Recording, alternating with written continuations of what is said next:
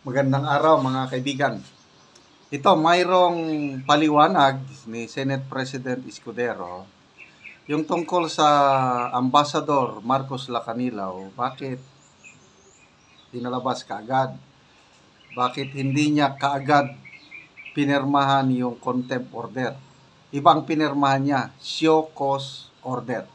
Okay, ito ABS-CBN News post 1 hour ago. Sabi, read, Senate President Francis Escudero issues show cause order for Special Envoy Marcos Lacanilaw. Explains why he did not yet sign detention order. Says order was issued without due process. Okay. So, pakinggan naman natin ang paliwanag ng Senate President. Huwag tayong manghusga kaagad. Ito ang kanyang pahayag.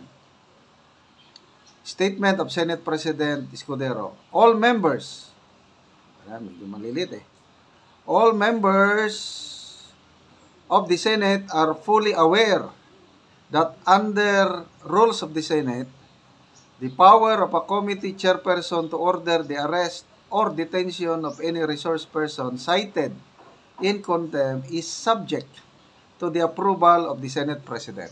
Okay. Agree ako niyan. Tama. The safeguard exists to ensure that the powers of the Senate are exercised prudently with due regard for the rights of all and not wielded for personal or political ends. Okay, agree ako dyan. For reasons unknown, Senator Amy Marcos appears to have disregarded this long-standing rule or conveniently forgotten it that the approval of the Senate President is not automatic nor ministerial simply because she desires it. For the record, I did not refuse to sign the contempt order of Ambassador Marcos Lacanilaw. Senator Amy released her statement and flaunted to the media her signed arrest or detention order even before I could see, much less receive a copy of it. Ambassador Lacanilaw was ordered detained without the requisite approval and due process. No less than Chief Justice Alexander Gismondo has succinctly pointed out in his concurring opinion in the Ong case that witnesses accused by Congress of giving false or evasive testimony must be accorded stricter due process requirements, none of which was apparently accorded to Ambassador Lacanilaw before he was ordered detained. Okay. After several hours of Ambassador Lacanilaw's unauthorized detention, I directed his release both as a matter of regularity and out of humanitarian consideration, as his grandfather is to be laid to rest today. May consideration pala. Ngayon, ililibing ang grandfather ni Ambassador Lacanilaw. In order to comply with the requisite of due process, I am issuing a show cause order today for Ambassador Lacanilaw to explain within 5 days why he should not be cited in contempt as requested by Senator Amy Marcos. I shall decide on whether or not to sign his arrest, detention only thereafter. The public we serve can rest assured that I will review the committee proceedings and that I will exercise my duty and discretion in accordance with the law to determine their propriety, devoid of political agenda or motivation, and with the best interest of our people, country, and the Senate as an institution in mind. I will not allow the Senate nor office of the Senate President to be used to further petty partisan interests, especially by those actively seeking re-election in coming May midterm polls. The Senate, as an institution of reason and rule, it is not a tool to be leveraged for propaganda. So, yun po ang paliwanag. I agree ako na mayroong desisyon ng Korte Suprema. Panahon kasi ni PRRD, parang yung Blue Ribbon Committee ni Senator Gordon noon, kinulong nila kaagad yung resource person. So, nagreklamo yung resource person hanggang nag-desisyon ng Supreme Court na dapat may due process. So, ito, agree ako yung due process na sinasabi ni Senator Escudero. Kasi nagdesisyon naman ang Supreme Court. So, nasanay kasi tayo sa Kamara na wala nang show cause order doon eh.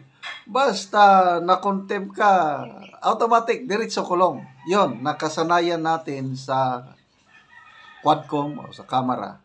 Pagdating sa Senado, iba naman ang rules nila. So, let's give benefit of the doubt kay Senator Escudero within 5 days. Tingnan natin. Saka na lang tayo maghusga kung yung desisyon niya. Kasi, yung nakapanood sa hearing,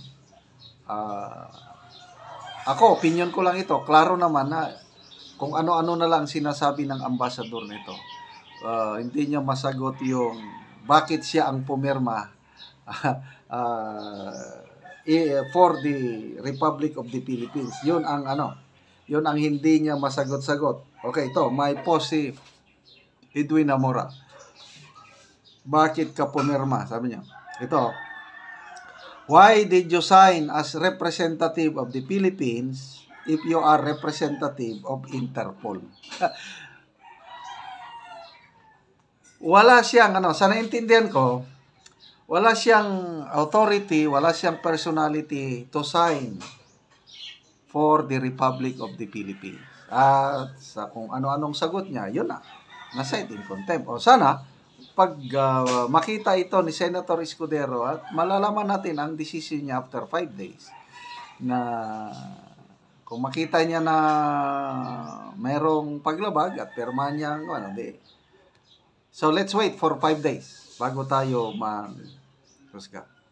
Mga kaibigan, salamat sa inyong pagsubaybay sa ating channel at nakakatulong kayo ng malaki sa Tribong Talandig. Ang sweldo sa channel na ito is pantulong sa Tribong Talandig. Namimigay tayo ng libreng yero at pako sa tribo para ma-repair ang sira-sira nilang bahay. Panoorin nyo ang video na ito. Una ni sila ang natagaan og gero. Yehey! Natagaan na ni! So sa isinta ni sila kabalay ang naa sa Sitio Garden nga natabangan na og gero. Salamat kay Sir!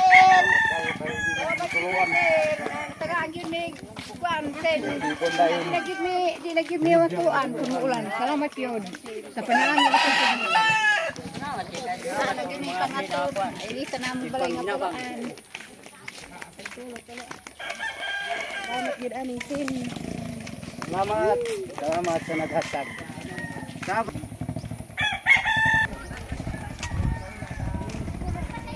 So layo-layo gid ni among baklayon padulong sa Sitio Garden.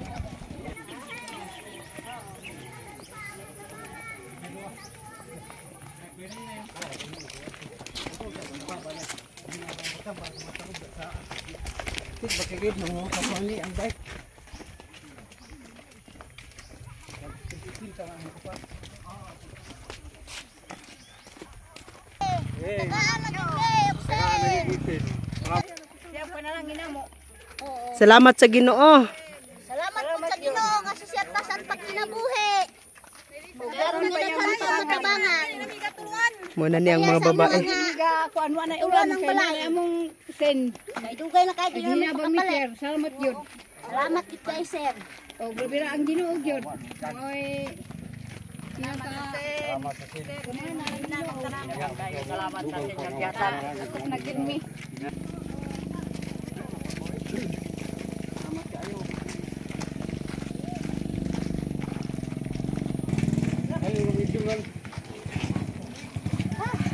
Pahulay sila.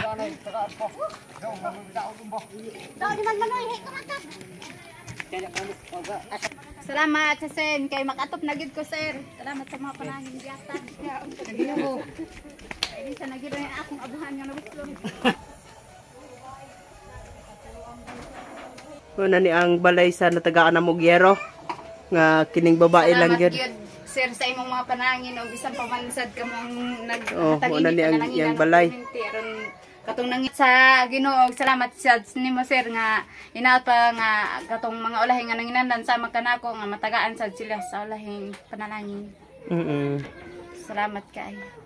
Ug sa nangatan sa video karon, salamat kaayo. Oo, sige, salamat po.